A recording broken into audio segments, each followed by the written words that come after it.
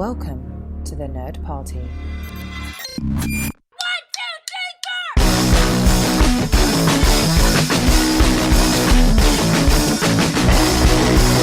Hello and welcome to another episode of Missing Frames. This is the podcast where we watch all the movies we should have seen by this point in our lives.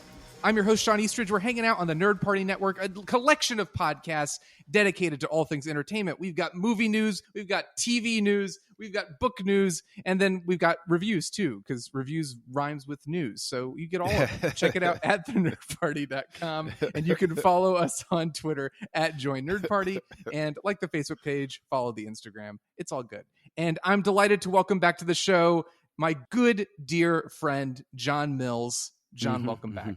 I'm very much looking forward to a very special episode wherein I take both you and Richie Pepio to task and prove that Star Trek V is in fact a better movie than Mulholland Drive in every measurable respect. Oh, that's good. We can tease our audience, give them something to look forward to. But for now, before I get too worked up, and already I can feel my blood churning. And rage. We might need to take a little intermission here. But we are 1 year after the official 10-year anniversary of Scott Pilgrim versus the World. And I know that last year this was going to be celebrated in grand fashion with a big theatrical release, but COVID kind of screwed all that up.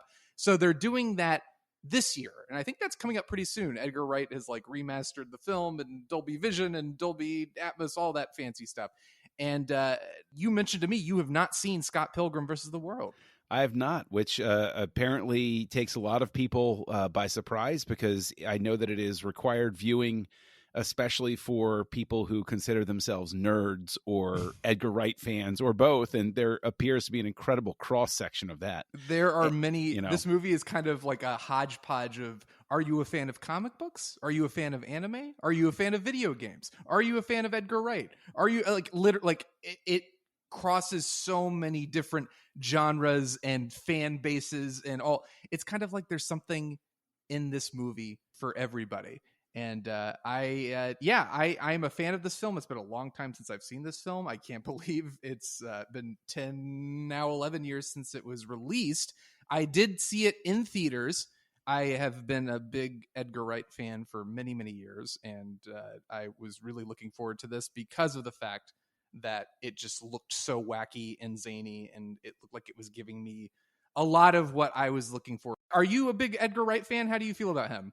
I love Edgar Wright movies. The ones that I know that I have seen, he's not a guy that frequently comes to mind for me in terms of listing off my favorites. But anytime you tell me, oh, hey, this was an Edgar Wright movie and I've seen it, I go, oh yeah, no, I love that. And I can tell you, one of my favorite movies of the last 10 years was actually an Edgar Wright movie, Baby Driver.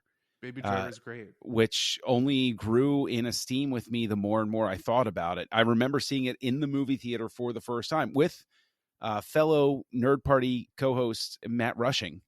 We saw it together in San Francisco the weekend that we got to go to Skywalker Ranch with our friend Nick out there. That's a great weekend. That was you could not have planned that better. It really Unless George Lucas, while you were watching Baby Driver, he said, "Hey, yes, I'm to thank for a lot of this," and you're like, "Which parts?" And he's like, "All of it. You're welcome." You might notice that Ansel Elgort is wearing a jacket that looks like Han Solo's vest from the first Star Wars, and that was a decision that we made. You know what's cool though? I saw Baby Driver. It was released 2017. That was the year Sarah and I moved to Atlanta, and it was filmed in Atlanta. And Edgar Wright, I think, was originally going to disguise. His plan was, all right, well, we may consider Atlanta as a location and we'll disguise it and pretend it's LA. But he loved Atlanta so much, and he just loved the way everything looked. He was like, no, let's just embrace that it's Atlanta and we'll just film it here. It's taking place here. So he rewrote the script for that. But it was so cool to have just moved there. And I was working at Georgia State University at the time. There's a whole chase sequence that takes place on foot around the campus. And it was like, I walk by there every day. That was a really cool little treat. I was feeling homesick, and that kind of made me feel like, oh, cool. Okay, good. We're in a good place. And I know that he also did the Cornetto trilogy, Shaun of the Dead, Hot Fuzz, which I think is one of the funniest movies I've ever seen in my life. Yeah, I love that. And I actually liked End of the World as well. World's End. World's End. That's what it was. Yeah. At the World's End, I actually thought was really good. But like anything else in a trilogy, I always tend to be alone with the third one where I'm like, I really like this. Everyone's like, it's not as good as the first two. I'm like, I liked it. I'm always like Butters in I remember in South seeing Park. I remember seeing Shaun of the Dead. I went over to my friend's house because his older brother was in film school. That was I guess this is around our senior year of high school or right when I had graduated from high school. And his older brother was home from film school and said, you have to see this movie. I came over to be like, hey, let's go out and do something fun. And he was like, no, my older brother, he's making me watch it. So I came in like 10, 15 minutes late and sat down and watched Shaun of the Dead and was just I'd heard of it and I was just so blown away by it. I adored it. And then Hot Fuzz was out, I think, like the following year. So I saw it in 2005 or 6. It was out in 2007, and I saw that in theaters, and again was blown away. And then I watched the TV show Spaced, and I loved that. And so I was perfectly poised for Scott Pilgrim, and I really. I don't want to say too much about my reaction because I think my reaction to the film and my opinion on the film is maybe a little controversial, is maybe a little different from the standard norm. So we'll get into that in the second half of the show once we've watched the film. But I remember thinking, this is great. Why is no one seeing this? Because the movie, I think, had like an $80 million budget. Like, it was a huge film with a star-studded cast. I mean, so many amazing people who were already stars, people who were about to be, I mean, Brie Larson is in this movie. Chris Evans was just about to be Captain America. Like, you know, it was just crazy that this amazing star-studded cast. And to me, Edgar Wright was like, you know, as you said, he's not someone I think about now, but for sure, I think he's one of my favorite filmmakers. And back then it was definitely like, yeah, top 10 filmmakers, Edgar Wright is right in there. I just remember thinking, like, how is no one else talking about this? And then the movie came out and kind of bombed at the box office. And I was just so depressed. I think one of those awful, like, parody movies like Date Movie or Epic Movie. You remember that slew of like horrible. Oh, do like, I ever? Oh my God. I remember that came out and that beat it at the box office. And I remember just being like, I don't want to live in this world. I don't want to live in a world where like Scott Pilgrim is just kind of like, oh, whatever. But in the years since, it's obviously amassed a huge cult following and people love it and people think it's a classic and all that stuff. So that's been kind of fun to see. But I do remember being kind of baffled and thinking, like, this movie feels so of this generation that I was amazed nobody embraced it in the way that I felt like it should have been embraced. From my perspective, that this came out in what you're saying, this came out in 2009, right? 2010. Okay, 2009, 2010. That's you know, 2 kids, mortgage, blah blah blah, all that stuff. So I know that's why I wasn't there. But every person I've ever run across, if they mention Scott Pilgrim or it comes up in a conversation, it's all like, and I go back to this reference all the time throughout my life when I talk about stuff where it gets, after a point, sort of ponderous to hear people talking about it, and it almost sets your feet in the, you know, in the clay where you're like, I'm not gonna see it now. Yeah, but it was like when I was in college and everybody was talking about Hitchhiker's Guide to the Galaxy or Lord of the Rings. I was like, I don't want to read those things because you won't shut up about it. I actually had in college friends who talked about Hitchhiker's Guide to the Galaxy so much that I said, if any one of you idiots, if the whole group of you can go 2 weeks without making a reference or telling me to read the book, I'll read it. And they never did. I had to wait till after college. They could not go 2 weeks, 14 days. It's a short time. We didn't live together either. Scott Pilgrim does feel like that movie that has been embraced very passionately by certain people. And for reasons like, it'll be interesting. I haven't seen it in a while. I will say it's not my favorite Edgar Wright movie. It's probably not one of my favorite movies, but it's definitely, in terms of like the synthesis and the energy and what Edgar Wright is able to pull off in live action, that I feel like for instance, I haven't seen it all the way through, but I saw parts of Speed Racer, which was just flabbergasting and gave me a headache. And I felt like the Wachowskis were trying so hard to like, yes, live action anime, and we did The Matrix, so we know all about that. And it was just a nightmare. And Edgar Wright comes along, having done Shaun of the Dead, Hot Fuzz, highly stylized films that are great, like send-ups, but also homages to their genres and the filmmakers who made those films.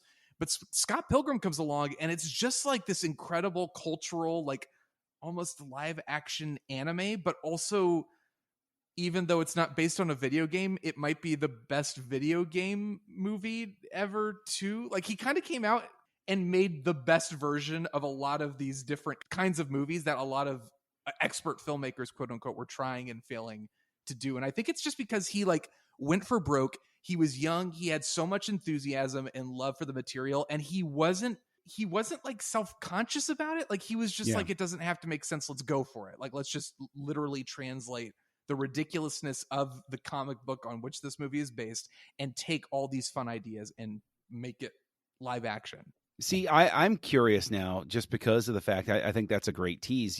I'm curious about the fact that you say that it's not your favorite, because this is a really interesting place to approach a movie, is with somebody who's a fan and somebody who can appreciate it, but they're not, you know, that it's not going to be one of those hill I'm going to die on sort of things. Yeah. You know, like, so I'm actually really looking forward to that. And I know all of the stars that are involved in it. I know it's based on this source material and everything, but do you think the reason it couldn't find an audience is because it just, the way that it's composed, like, did it come across as the wrong type of, like, too young for the older crowd, too old for the younger crowd? Like, I think so. I think based on what I've read and how I understand it, it was just, I thought it, I mean, to me, I watched the trailers and I'm like, again, this is my perfect movie. But I think people thought, oh, this is like a nerdy anime. And again, Speed Racer is probably, I don't remember exactly when that movie came out, but I don't think this is that far detached from Speed Racer. I feel like that was 2007-ish. I could be wrong. The movie, the live action movie. So people might have been thinking about that. They might have been thinking, like, I don't know who these people are. Like, Michael Cera was big for me. I was a big Arrested Development fan, but that was only just starting to catch on with the mainstream. Like, it was just kind of like that amazing show that nobody had heard of and had just been canceled. So Michael Cera, I was like, I love him. And people didn't know who Edgar Wright was because Shaun of the Dead and Hot Fuzz were the only movies of his that were out. And that those weren't mainstream successes. Those weren't huge hits, but they were like, people who loved movies and loved a particular kind of movie really, really embraced those and were really passionate about those. So I think it was a combination of that. And then the marketing was just very, not bad, but I think it was like, how do we explain what this movie is to an audience? And I guess if somebody goes in blind, not knowing what to expect and just is not on the movie's wavelength, I can see them being like, oh, that was stupid, or like it completely going over their head. But that's got to be it. I think it was just like it was bad timing. People didn't know how to advertise it, and the audiences, general audiences, didn't know what they were watching or what they were looking at, or if it was even meant for them. And to be fair, I think this film is very much targeted towards a niche, like nerdy, like people who like grew up playing old school video games and brawlers and like and loved comic books and loved video games and things like that. Like, it's just like, it has that vibe. It's a very millennial movie. So it's definitely catered towards that. It's not that it can't be appreciated by other demographics or other generations or anything like that, but it was definitely targeted so specifically and was unashamed. It was like completely embracing of like, yes, we are that movie, and you're either going to go with it or you're not. And I could see how that could be confusing, but it doesn't. It also doesn't surprise me that now, in the years since its release, people are saying like, oh yeah, one of the greatest movies ever. It's kind of like, oh yeah, it took you long enough to kind of come around to appreciating that movie, even if I don't necessarily agree with that sentiment. But see, that what's interesting is there are so many gems throughout time that are the first Terminator. It did okay-ish, I guess, at the box office or whatever. Like, people didn't really pay too much attention to it till it got to video. Yeah. And then it gathers enough of a cult audience that, you know, the movie studio is like, sure, spend $100 million, make it a sequel, you know? Yeah. So And hasn't there been talk about a sequel to Scott Pilgrim versus the World? I know that has been for so long. I think this movie. I haven't read all the comic. I've read a couple volumes of it, and it's really fun. I think this tells the whole story of the comic book. There's 6 volumes of it, so obviously there's probably more that I'm not aware of that I haven't read. But I'm sure I'm sure it's been mentioned or thought about or tossed about. I don't know what the official stance of it is. Maybe I'll find out by the time we come back to talk about the movie. But it's one of those things where if the cast wanted to come back, I feel like they all seem like they're having a blast. I know Edgar Wright had a great time making it, and everyone had a lot of fun doing it. If it cost $80 million before Chris Evans was known as Captain America, it's not going to be that cheap next time. Yeah, I don't know if we can make this movie again. But do you want to try to take a stab and guess what the movie's plot is? Sure. I've seen the trailer, so I know what the movie is about. Scott Pilgrim, and there's a girl he likes, and he has to go through this trial of facing, I think it's 7 of her ex-boyfriends or former relationships, because I think there's a twist thrown in there. Yeah. And there's the cool guy, and then I know Jason Schwartzman plays like a big baddie or something like that. So yes, he does. And you've been on House Lights, you've been going through you just started going through Wes Anderson. Yes. So yeah. It'll be fun to switch from Wes Anderson mode to Scott Pilgrim, Jason Schwartzman, just hamming it up mode. Battle of the Schwartzmans. Yes, exactly. Well, there you go. So you have the base. That is the general premise, and there's fun stuff in here. So I'm really, really excited to see what you think, to see if it holds up to its reputation. And for me, I haven't seen it in years, so I'm actually really excited to watch it again and to see if it holds up or if I like it more. Awesome. Let's go watch Scott Pilgrim, and we will be back to discuss it. Let's do it.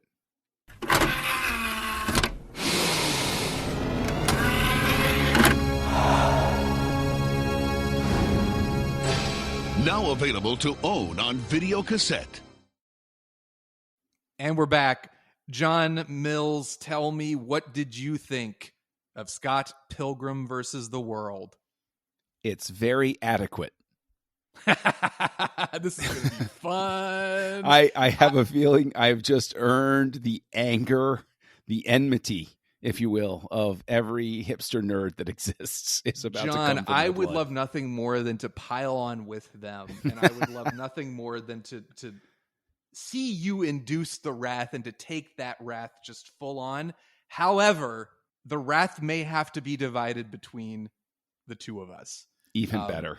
Scott Pilgrim, I admire it so much for just Edgar Wright's sheer creativity, for the energy everyone brings to it, for the beauty of the visuals. Like it is just, it's inventive, it's fun, it commits to the bit it's doing completely, and it does it really well.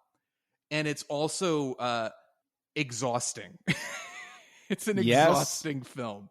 That is an accurate statement. It's really weird because there are so many instances, and I wouldn't think to pick something like this, but the overall impression I was left with, and this is where I will really, if anybody is older listening to the geriatric crowd like me, the overall impression is that it's enjoyable, it's entertaining. Like you said, the visual flair is there, but I think that this is an example of a comic book that does not translate particularly well into the film medium. So in a sense, there's something that reminds me of Tank Girl from the 1990s. Did you ever see Tank Girl? Never seen it, but I know what you're talking about. Yes. Tank Girl was starring Lori Petty from Free Willy. Yeah, she was in Free Willy. See, the thing is, I was going to go with Point Break. That too. You know, that shows our age difference right there, right? Go. What's the first movie you think of with Lori Petty? But you know, where it's like the comic is really inventive and interesting, and the movie was not as much. Now, I'm not saying that this is as bad as Tank Girl. Very few things are. Are you saying Scott Pilgrim is bad? No. Okay. No. Let's clear that up too, because there was a point where it was like, it's not as bad. It's like, is that mean it's bad? No, it's like I said, it's adequate. It's adequate. I've since watching it, I'm trying to figure out why I didn't respond to it, because Let's try to work through this together, because the first thing I started do about halfway through it, my wife Sarah was with me, and I turned to her and I said, I remember, we talked a little bit about it in the before part of this episode, where I didn't want to spoil this for you, but when I saw it in theaters, I told you I was so excited. I still am to this day. I'm a huge Edgar Wright fan. I was probably even more so back then, coming off of Shaun of the Dead, Hot Fuzz, just like, yes, these are the best movies. And I walked out of Scott Pilgrim with a positive reaction, but relatively lukewarm, similar to what I had today, which was, that was a lot of fun, but I didn't feel remotely connected to any of it. Like, it didn't mean anything. It didn't engage me beyond the surface level. And I know some people think, well, it's a comedy. It's, it's not supposed to, it's just supposed to throw everything at you and you're supposed to perceive it that way. And I say, okay, fine. But then I started comparing it to Shaun of the Dead and Hot Fuzz. Mm-hmm. And Hot Fuzz is more stylized, I think, than Shaun of the Dead in terms of what it does with the characters. And when it goes full on action movie, it becomes 100% parody, where Nicholas Angel is basically that action hero. But at the core of those two movies, there are characters with character arcs, with relationships.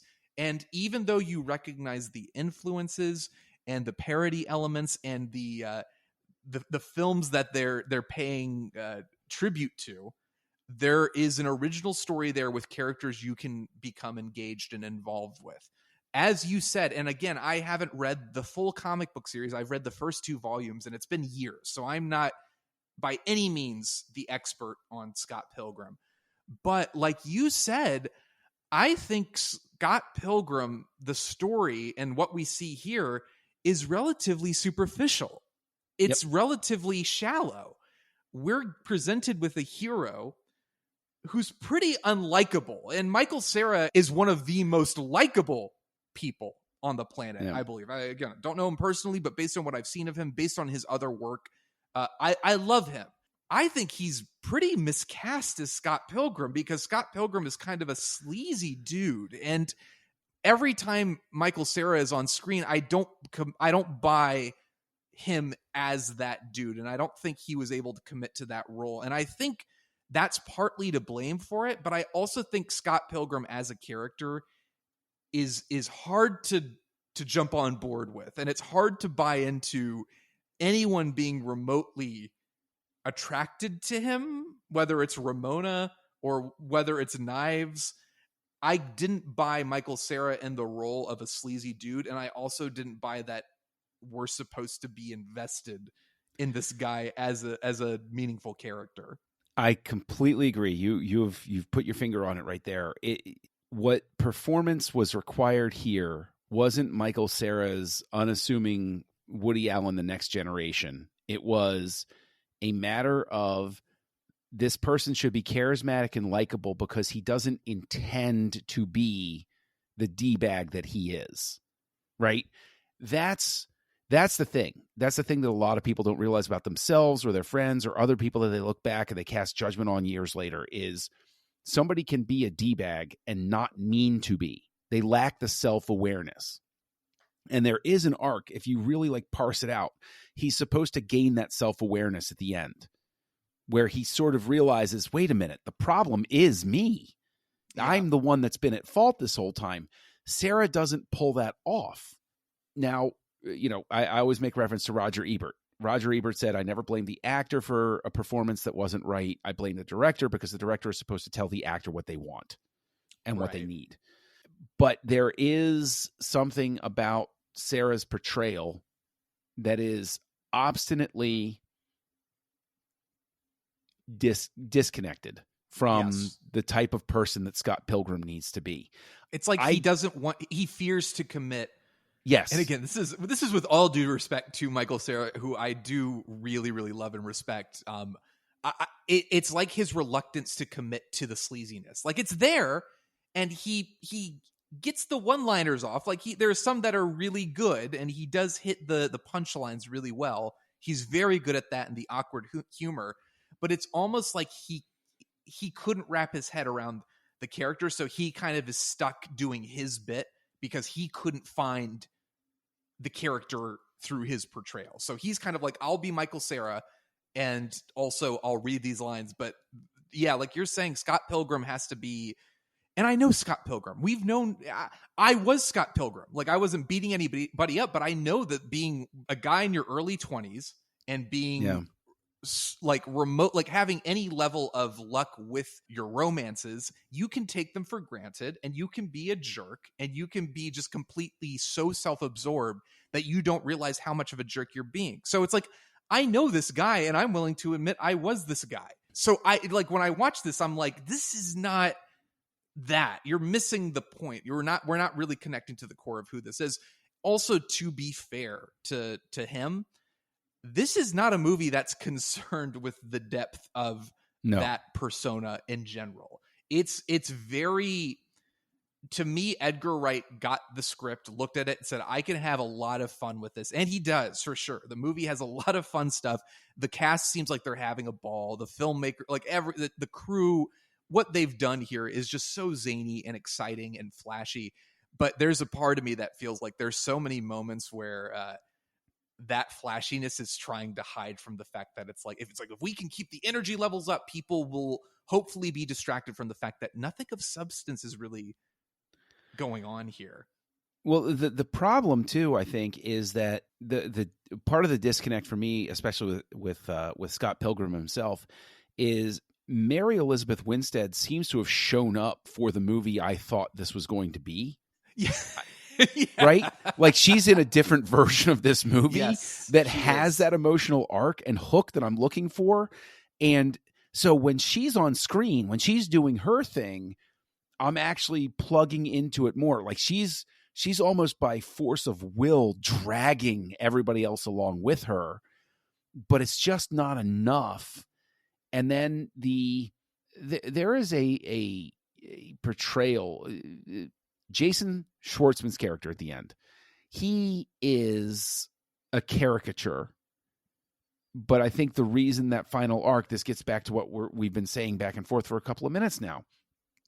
He's so unreal. Now, I know this is a movie where he's fighting, that's the hard thing with this. This is every argument we make here, somebody is listening and saying, that's the point. It's supposed to not be reality, but it's like, you see what the problem with that is. But that's the thing, is you have to root your unreality in something. Like, why do the emotional truth? You find emotional truth.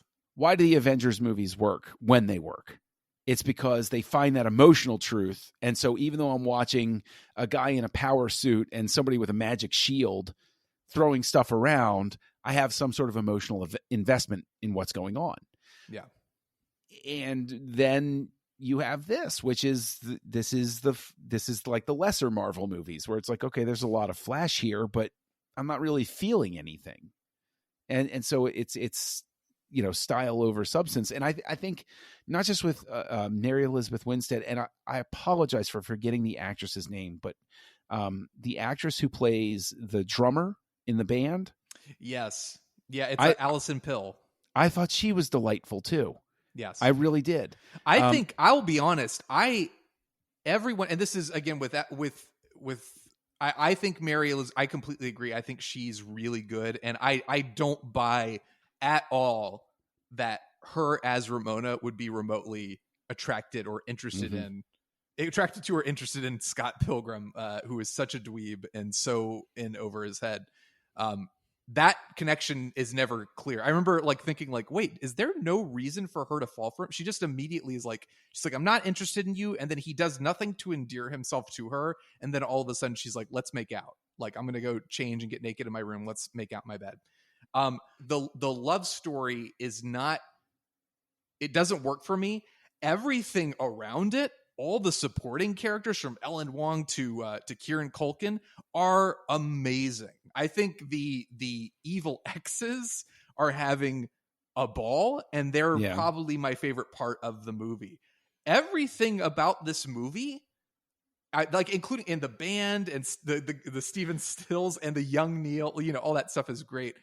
I care about everyone else more than the characters that are supposed to be anchoring this movie in the emotional reality or whatever. Two things on that. One, I'm glad you mentioned the music because I thought, I mean, this is an Edgar Wright movie, so the use of music is fantastic. It's superb, just absolutely, that's the 5-star part. I think the creativity, which we can talk about, of the fights with the X's, but I think the excitement that is elicited when you hear Scott playing the bass when they're gonna do the bass off with Brandon Routh, but you just hear the do do do do do do, and you go into that dark room. And that starts to, he breaks it. Like, I think that's like one of the best moments in the movie. It's so good. It's purely cinematic. It's purely the music and everything. This is a long way of saying, like, yeah, I completely agree. I think Edgar Wright is just, he gets it. He knows how to get that excitement and your blood pumping. Yeah, and that's the thing, is like that, to go back to one of my favorite filmmakers, George Lucas, like, sound is half the experience, right? So that music really plays a heavy role in it. And with the Evil X's, one of the biggest things for me is, I think one of the great crimes of an actor's history is that Chris Evans is a terrifically gifted comic actor. Yeah. And because he became Captain America, now he has to be serious actor to be in important works like Snowpiercer and things like that. And it's like, I want to see him go back, and I am saying this as a compliment, okay? Compliment. Him in this movie reminds me of when Shatner wised up and realized that he had a great comic gift. And so when Shatner started playing like Denny Crane, or he played Bill Shatner playing Jim Kirk playing Bill Shatner in Star Trek 4, or when he was in National Lampoon's Loaded Weapon 1, when Shatner's having fun, it's a lot of fun, and you can't help but laugh and have a good time. And Evans, I want to see this guy in comedies again, like this, or not another teen movie. I want him back as a comic actor, because he is a terrific comic actor. And this movie was painful in a way, because it reminded me of the Chris Evans I've been robbed of. And I want him back. I want him back. I demand it. They did a marketing campaign of all of his character, Lucas Lee, all the movies he's in, and they all have the posters are spectacular. But the one they show is the romantic film, and the tagline is "Kiss me, I'm dying." It's so good. But I wish maybe I'll send those to you. But anyone listening, I mean, if you haven't seen those, look them up. It's just, again, the creativity and the brilliance of the production design, the jokes, like the jokes work. I laugh consistently watching this movie, and I'm moderately entertained. I think I just get so, by the end of it, I feel like I've called this movie's shtick, and I get kind of tired of it. I'm like, yes, the Evil X's, it's great, but at a certain point, oh, Ramona has a giant hammer now, and it's like, I know they are not connected to reality in any way, but there was a point where I was thinking to myself, and if I'm thinking while watching a movie, like I start thinking, why didn't then the movie's not doing a very good job of keeping my attention. But when I started to think, like, are they murdering each other? Like when they exploded the coins, right. Like, I know I'm not supposed to be thinking about that stuff. I know it's like a joke and it's like, it's a video, but there was a part of me that's like, the movie doesn't have stakes when people are exploding into coins and you get one-ups and you can come back to life. I was like, right. At what point am I supposed to feel like concerned or feel like any measure of suspense when these characters are like knocking each other into outer space and they're basically Looney Tunes? Like I know I'm not supposed to be thinking about that, but I can't help it because the movie has its foot in reality kind of, and then it's like, no, but it's funny and it's zany and we don't have to worry about serious stuff. And I'm like, I can't keep up. But see, for me, there are two things on that. One is the breaking point for me really is Brandon Routh. That's sort of like the peak. I really love Brandon Routh. No. I'm saying because I love his whole thing in this movie. The vegan police. Yeah, and the vegan police showing up at the end. Like, I was having a great time with that. Oh, chicken isn't vegan? It's so cute. Yeah. I honestly think that's a moment where, for me, that's where the movie just runs out of gas. Because it can't... There are comedies where once it hits a certain point, it's just all downhill from there. And it robs Jason Schwartzman of any opportunity to wow me, because I've already lost all of my energy by that. I'm just tired. Yeah. I'm just, okay, I know he's going to win. Okay, let's just okay, he comes back. Great. Okay. Yeah. But I think that, what you were saying gets back again to Sarah just being miscast, right? Like there's just such a, he should have been directed to be a character where his difficulty fighting these people is a shock to him. He should be so self-confident, like it's a false self-confidence, but he should be so full of bravado that he refuses to acknowledge the reason that he's having difficulty fighting these people is because he's not as cool as he thinks he is. Yeah. Right. So to give that thing at the end some real weight. I think so, and I think part of the problem is inherently the movie is so concerned with going for the cool moment and the punchline, literally like some like actual punchlines, whatever. Right. Like I would have loved to have seen Scott be like legitimately in over his head, but literally the first Evil X, and I don't know whatever the actor's name is who plays Matthew Patel is so good. I think Satya Baba. I'm probably pronouncing that wrong, but he plays Matthew Patel, and Mr. Pilgrim. He does it so well, and it's so good, and it's so spot on. But literally, the guy comes into the room, and Scott immediately punches the dude in the face, and it's like there's no sense of like, oh wait, Scott. I know they have like a little scene with him and Knives playing Dance Dance Revolution, which I guess is supposed to mean that Scott Pilgrim is a great fighter, but there's this feeling of like how much more effective would the movie have been if Scott wasn't a fighter. He's in over his head, but he loves Ramona so much that he has to train himself to be, and that's not this movie. I know that's not this movie, but that's a satisfying character arc, and there aren't any satisfying character arcs in this film. So it's like, to a certain extent, it's like the movie is like, it's going to be fun, it's going to be zany, but like Scott immediately is like good at fighting and pretty good at everything. He's a good bass player, he's a good fighter, right. He's really bad at relationships and at being thoughtful and caring, and he's extremely selfish, but it's almost like the movie's afraid to like really give him any faults in that regard, I guess. Well, it would have been nice, to that point, if they could have solved that, I think, just by having Knives be conscious during the first fight, so that Patel comes in and, stuns him, surprises him, and she can say something like, "Remember Dance Dance Revolution?" So that wakes him up and that puts him in the mindset of what he has to do.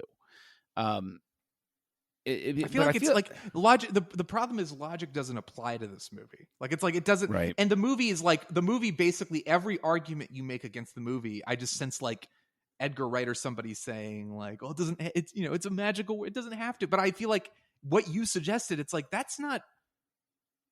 It's almost like it's not the point. But then that also is the argument we're making, is the fact that it's not the point.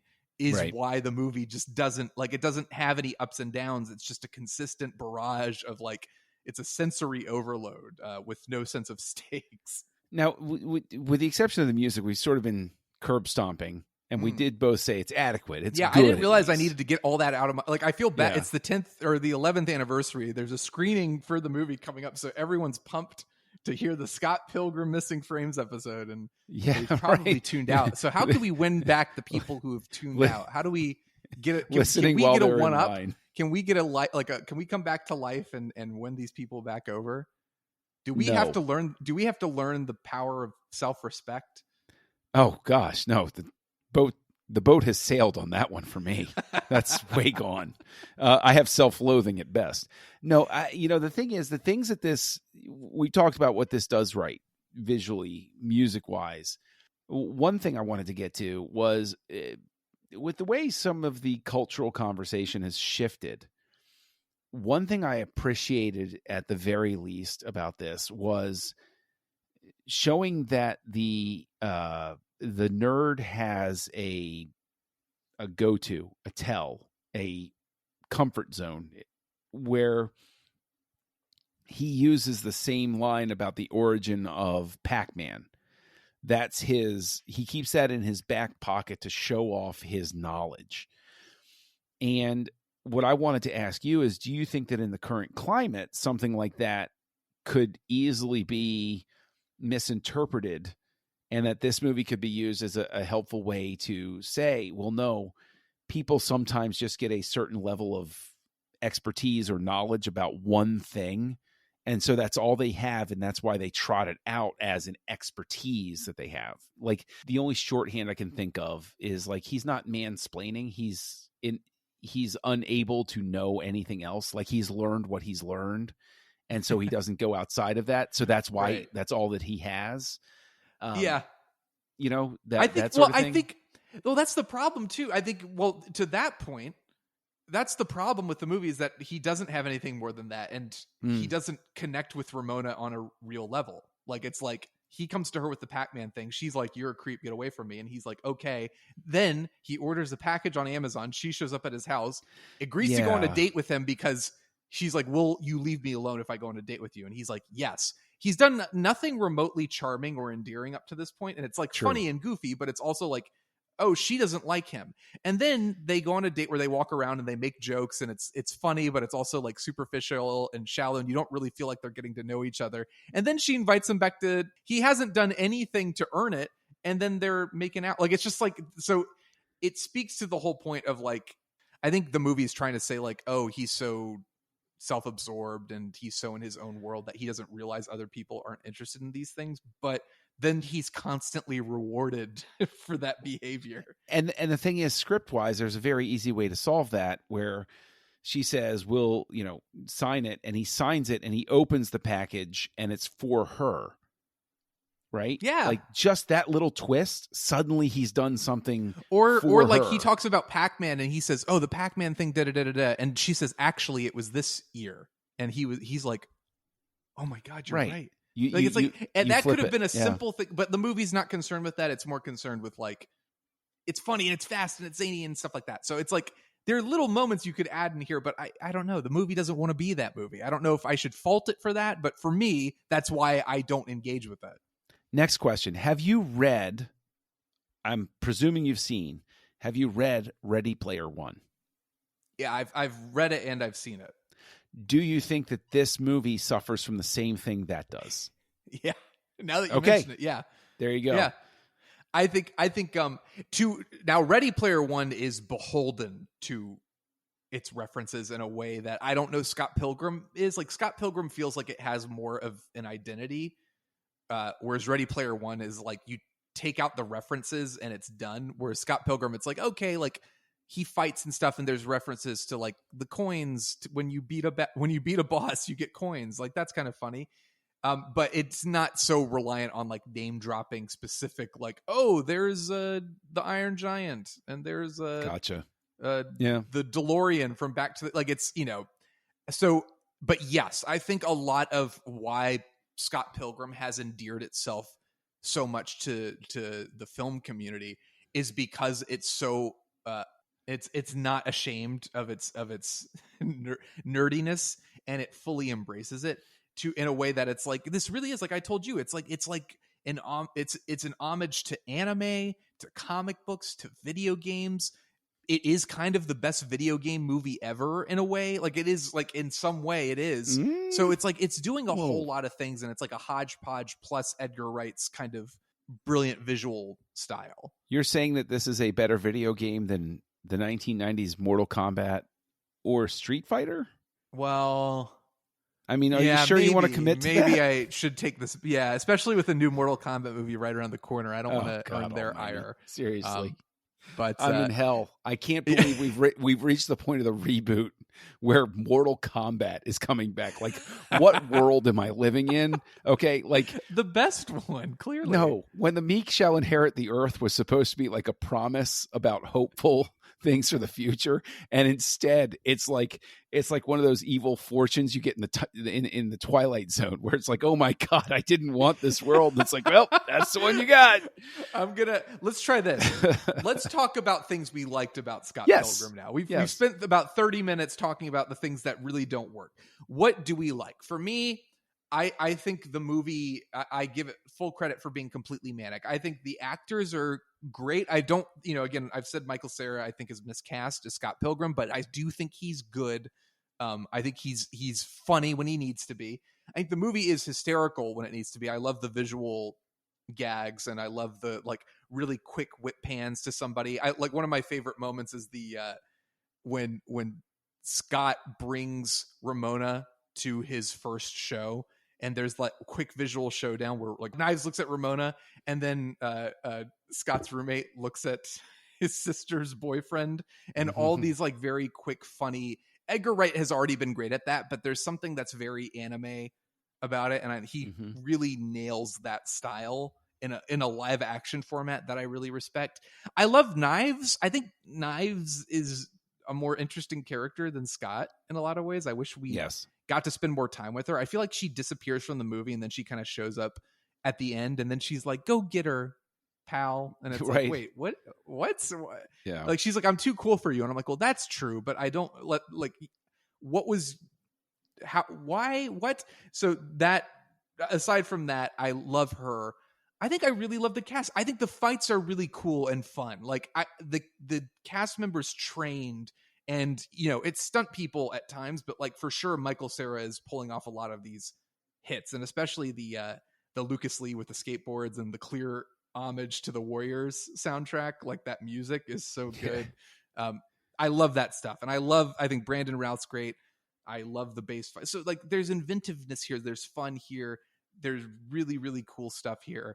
And I wish I was emotionally engaged in any of it, but I will be willing to concede to anybody who's like, it's just a fun, zany comic book video game extravaganza. I'm like, that it certainly is, for sure. Yeah, I mean, we hit on positive stuff here and there, like Chris Evans and stuff like that. And you're right. I actually think that Aubrey Plaza is a lot of fun. She's great. She got a lot of laughs from me. I think that like the problem is, you can listen to our complaints and be like, oh, these guys, like, I can't hate this movie. It's impossible to hate this movie. Oh yeah, for sure. And that gets to your point where it's like another movie, without Edgar Wright's inventiveness, without the energy of members of the cast, without the commitment, and without some of the visual, gags that are inserted by effects crews and stuff like that, this movie simply doesn't work. And so while it's not terrific, and I don't think it's great, I don't hate it. I'll never hate it. I could even see myself watching this again because, like on one of those lazy afternoons where it's like, I just don't want to think. Yeah, okay, Scott Pilgrim, sure. Yeah. Right? But it's never going to be one of those things where I think it's an all-time classic. This is like a teenage boy just getting into filmmaking, like a 16-year-old kid who's like, I want to be a movie director. Let me dive into the works of Edgar Wright. This could be their favorite movie. This could be the movie that makes kids want to make movies. Like, I can see that. And then you get older and you kind of grow out of it and you're like, oh, I appreciate it, but I don't connect with it the same way. Like, even at 20 or so years old when this came out, I guess I was 22 or 23. I was kind of like, I'm a little over this. Like, I need a little bit more than just this, but I still enjoyed it. But now I'm definitely a little less so. But I do see like the audience this appeals to, they latch onto it and they love it. And there's a cult following. There are people who to this day are like, oh, it's such a great movie. I realized something I wanted to bring up with you and get your thoughts on. This is kind of two questions rolled into one, but we were on House Lights together with Tristan Riddell It's another Nerd Party show. Everyone should check it out. But we did The Life Aquatic with Steve Zissou. And that's a movie we both really enjoy. I think I would probably say I love it. And I think you and Tristan would certainly say that as well. And I realized there are parallels between that movie and this movie. First of all, we have a up-and-coming indie filmmaker getting hold of a major budget. Like Scott Pilgrim's budget, I think, was $80 million, which is insane considering what Edgar Wright had done before. Wes Anderson's budget, I think, was more around $40 million, but this was, for both of them, kind of supposed to be their big mainstream movie. And both movies, Scott Pilgrim got a decent critical response, but it wasn't as unanimously enthusiastic as it was for Shaun of the Dead or Hot Fuzz. But Life Aquatic was pretty mixed from critics. But both movies bombed at the box office. And I started thinking, I'm like, well, Life Aquatic, it's a movie where Wes Anderson is a little bit more unhinged, a little bit less attached to reality maybe than Royal Tenenbaums or Rushmore or Bottle Rocket. And you could say the same for Scott Pilgrim. There are parallels here with these two movies. And I wanted to ask you two questions. One, why do you think Life Aquatic works when this one doesn't? And two, do you now understand why maybe, like The Life Aquatic, Scott Pilgrim did not find its audience at the time? Yeah. See, the thing is, with Life Aquatic, I wasn't nuts about it at first, and then I was. So that could happen here. That may be a possibility. I don't think it will, though, specifically because I think that the Life Aquatic with Steve Zissou gets better with age, and especially as you get older, right? Like the character is built to speak to you getting older, because that's the whole thing that he's struggling with. Whereas this is very much rooted in youth, and as you get distance from that youth, it's entirely possible that this didn't resonate with me because I'm too old for it, right? But at the same time, a truly great film transcends age differences, and it doesn't matter what age you see it at, sort of thing. Right. Why do I think they struggle to find audiences? I think Life Aquatic was just too quirky, too zany for people. I think with this one, you and I, even though we didn't go nuts for it, we understand the references that it's going for. Even if I don't understand a specific game reference or a specific piece of anime that it's going for, I can say, oh, that's anime. Oh, okay, that reminds me of video games I played growing up. Right. Okay, got it. If I show this film to my wife, and anybody who listens to me across, whatever shows I'm on, I'm in the habit of throwing her under the bus, but it's not that. I use her as my barometer of what, quote unquote, the normies would plug into. Because she didn't grow up playing video games. She wasn't a nerd. She wasn't a geek. She wasn't anything like that. She's complete different pathway than me, getting to adulthood. If I showed this to her, I actually think she'd have about the same reaction, which is, that was cute. But I think that this thing winds up finding its cult audience because it speaks a specific language.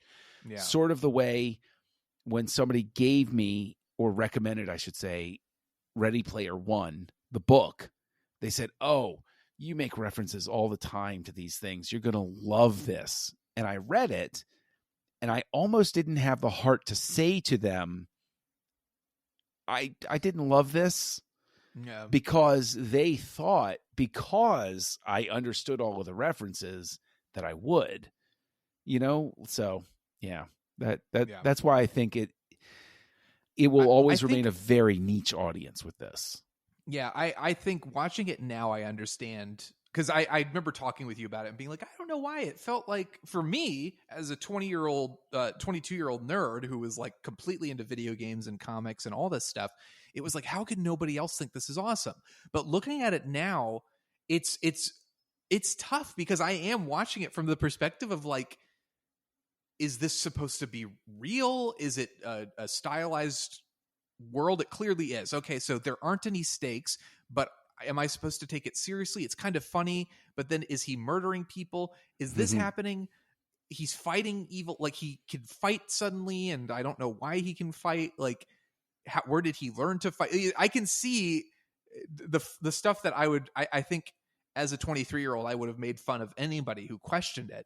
But like, I can see a general audience member walking into this and being like, I don't understand. Like, this is so insane, but also like, am I supposed to like Scott? Like, am I supposed to be rooting for him? Like, am I supposed to care about this relationship? Because like, there's no substance to it. And I can just see like people also watching the previews and saying, oh, it's like a cartoon. It's like, it's not my thing. And the movie doesn't extend an olive branch to them. It is unabashedly in its own world. It is appealing to its own fan base. And that's great and admirable. And I think the difference for me personally between this and Life Aquatic is I think Life Aquatic has a powerful emotional resonance that this movie does not have at all. Do you think, and we talked about how, you know, that he could have done something for Ramona to endear himself and that sort of thing. Do you think that this movie would have benefited from taking the time to have Scott break the fourth wall and talk to the audience in order to extend that olive branch you're talking about? To say, this is my life. This is what like I care about. These are the thing. Yeah. These are the things that you need to understand about me. These are the things that so that you understand this is a fantasy in his head to process real things that are happening. But I don't even think this is I don't think you can with this movie, because I think this movie has to exist in its own reality, because the whole thing falls apart if it doesn't. Like, the movie is the movie. Like, there is nothing else. There is no explanation. It's in Scott's head. It's like, this is happening. And that's the world that's being presented to us. I think this movie fails because it doesn't know what Scott's arc is. Like, at the end when it's like Scott gains the power of self-respect, I was like, was that something he was missing? Because he seems the only person he really seems to care about is himself. So that was never to me an issue. Like, when that was supposed to be like the big character moment, it was like, well, no, the character moment is him like, and it's arbitrarily thrown at the end. He's like, no, wait, I'm a jerk and you shouldn't date me because I'm a terrible person. It's like almost arbitrarily thrown in, like, oh, Scott learned a lesson, almost as a joke and a gag. So I at the core, I think the movie can't break the fourth wall in terms of Scott saying like, this is all a joke. I think the movie has to embrace it, but at the same time, you have to combine that with emotional truth. And the movie doesn't have the time to do that because it's too busy being exciting and zany and creative. And that is also, I think that it doesn't solve anything because you still have, you know, certain problems, but this is another example of simply taking an extra second to think. Instead of him saying he gained the power of self-respect, if you said he gained the power of self-awareness, suddenly you say, oh, okay. And then his statements afterward make more sense. Or it's like, or he's whatever, like empathy gain. I don't know, whatever, like gain the spirit of generosity or like caring, like, because he takes for granted everyone in his life. So the lesson he has to learn is like, oh, these people are my friends and I should care about them and I should stop using people for my own gain. But the movie, weirdly enough, doesn't seem to understand that. It kind of sort of does, but when Edgar Wright threw in the line where he's like, I think I learned something, I think he was kind of being like he's like, oh yeah, a movie exec tells you have to have a character learn something. And I think he's sort of making a gag. But to me, I'm like watching it thinking, did he learn anything? What is the point of any, like, what's the point of any of this? I still don't even know what the point is of having him broken up with Brie Larson. Yeah. Just to work her into the Brandon Routh thing. And again, Brie Larson, who her character is kind of, you know, she's a jerk, but also it's like, what did she see in Scott? Like, what does every single girl in this movie see in Scott? Why does Scott dated everybody and he's so dweeby and they're so hung up on him and he's so unlikable? Like, the movie kind of fails everybody in that regard, where it's like, this guy's the least interesting person in this movie, and yet we're paying attention to him instead of almost every other colorful, amazing supporting character in the film. Wow. I can almost sense the rage mob coming for this us. Is bad. This is real bad. This is bad news, man. We're in trouble. Yeah. What else can we I tried to turn the tide and failed miserably. Also, I don't like kittens. Puppies annoy me, and I never help grandmothers across the street. So make sure to tell them that Revenge of the Sith is your favorite Star Wars movie too. Well, I mean, that isn't it everybody's? Because it actually is. Oh, no. That's not a gag. That's not a gag. That's episode, real. Episode 3 of Revenge of the Sith is one of my favorite films of all time, and everybody who so doesn't now everyone like it is wrong. Everyone's like, oh well, if that's the case, no wonder you didn't like Scott Pilgrim. So okay, you've given them an out. You just invalidated all of your opinions before this moment. But no, I think this is an important lesson for Edgar Wright as a filmmaker.